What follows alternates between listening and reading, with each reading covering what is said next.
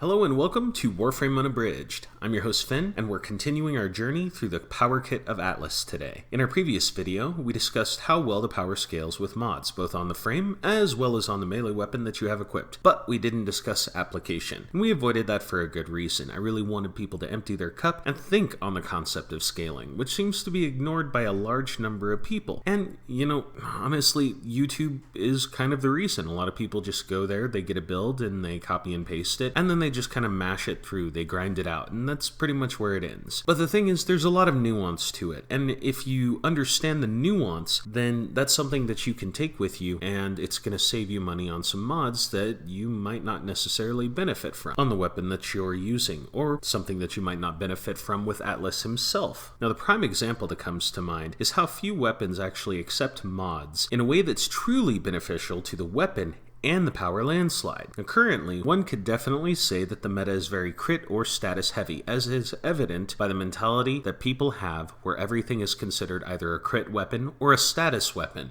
or mastery fodder, okay? And, we've all seen it. Now, in these instances, many look at the endurance runs, and if they're playing melee primarily, they may add the meta standard blood rush and body count, even on a weapon that's built for raw damage. And that's because they intend to hold a combo so long that it'll eventually conquer the lower critical rating to make use of a somewhat stronger crit damage stat, like can be found on the Keshig. Now, if that's your playstyle, far be it for me to say that it's wrong, but within the context of Atlas, I will say that you aren't being optimal. You are not optimizing your melee landslide mod synergy. In other words, I'm not saying that it won't work, I'm just saying you are capable of better. Now, with that in mind, let's take a look at the critical rating of landslide, a whopping 5%. That's not much. It's very hard to work with. In order to reach red crit territory, you would have to have something like a 9 times multiplier, regardless of the weapon that you have equipped, and that's just going to give you 12% chance at a red crit. And while landslide does add to the combo counter, that's still going to take a ridiculous amount of time. But there truly is a better way. Let me suggest that you take a solid raw damage weapon. Now, not all would be popular, but it's going to optimize the weapon to match the optimization of the landslide, okay? Now, some weapons that would not fall under the category of status or critical would be the Fang, which is unremarkable in status and critical stats. The Glaive, which is okay in status and has a low critical rating. Then there's the Keshig, which has low enough status and critical to be considered strong in neither department. There's the Machete Wraith, and laugh it up, I get it, it's not that good of a weapon. The Mire, which is the same, but would actually provide a pretty significant syndicate bonus to Atlas at the same time. Then there's the Orvius, which is low in both departments. The Rack to Dark Dagger, which also provides the syndicate buffs. And then you have stuff like the Redeemer, the Sarpa, and a few others. Now, I mostly lean towards the syndicate weapons and the Keshig, mostly in terms of high raw damage, where 40% of the damage is impact, which means that the only physical damage that landslide deals, impact, can be added upon with mods, and it would remain beneficial to the weapon itself. Now, other than physical damage, and honestly, I wouldn't mod for physical damage, but, some people just can't live without it, I would stick with elementals. And the first thing I would do is get all 4 90% elementals, because landslide has an abysmal response to the status elemental dual stat mods. It's not as much damage, and you're not going to get the status that you want out of those mods. Now, I'm not saying that one cannot equip a critter status weapon, only that the mods the weapon benefits from most will not be the mods that landslide benefits most from.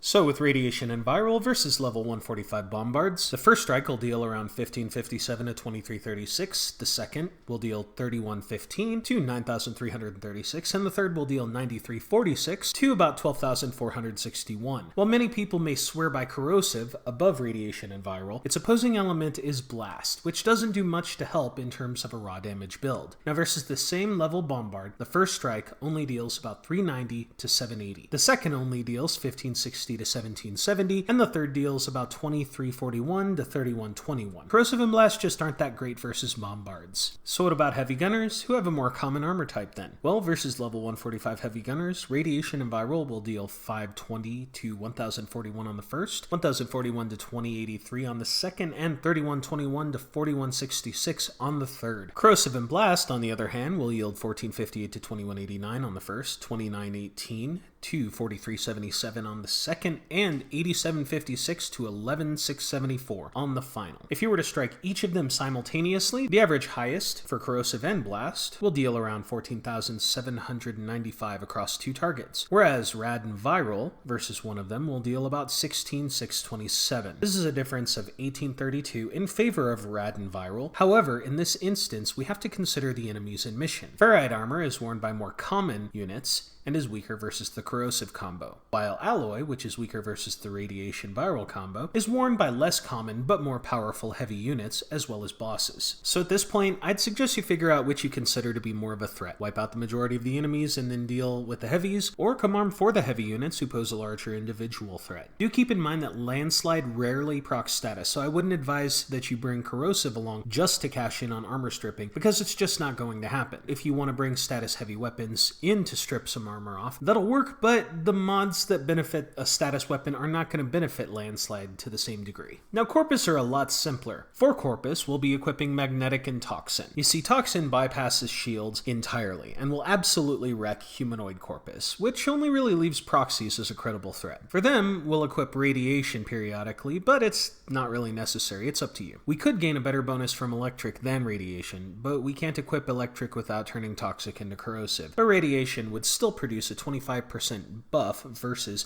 robots, permitting a devastating combination. Now, taking a step back, we're dealing with Magnetic and Toxic against the level 145 Corrupted Crewmen. On the first strike, it's going to deal 10,931 versus 34,805 directly to its health, because Toxic bypasses shields. Remember that, that's important. With the impact damage you're dealing is going to deplete the entirety of their shield capacity, which is 23,478. This is just the first strike, and it totals 58,283. On the second strike, shields and health will take a combined total of 106,280 damage, and on the third, it will take a total of 202,238 in total. And in case you weren't paying attention, that's a total of 366,801 damage to level 145 units for 29 energy, and without any critical or status to be seen. And of course, this brings us to the Infestation. Now, if you want to focus on heavy units like the Fossilized Infestation, they take bonus damage from both Corrosive and Blast damage, which is a hefty combination for them. But keep in mind, there is still Rabble to deal with, just like with the Grineer. For pretty much anything else, you're going to want Gas and Magnetic. And Gas is going to gain a 75% damage increase, which is not mitigated by anything because they have no real defense. Magnetic is only present because we want to pump up those numbers. Considering they have no real mitigation, Gas would be sufficient versus heavy units, but it could also be argued that Corrosive and Blast would work fine against non-heavy units. But let's take a look at what it does with Corrosive and Blast. At their base, you're occasionally going to score 15,791. More regularly, you'll score 31,574 to 63,148. But the first strike peaks, so far as I've seen, at 94,762 versus level 145 Ancients. The second strike ranges from 63,100 to 126,000.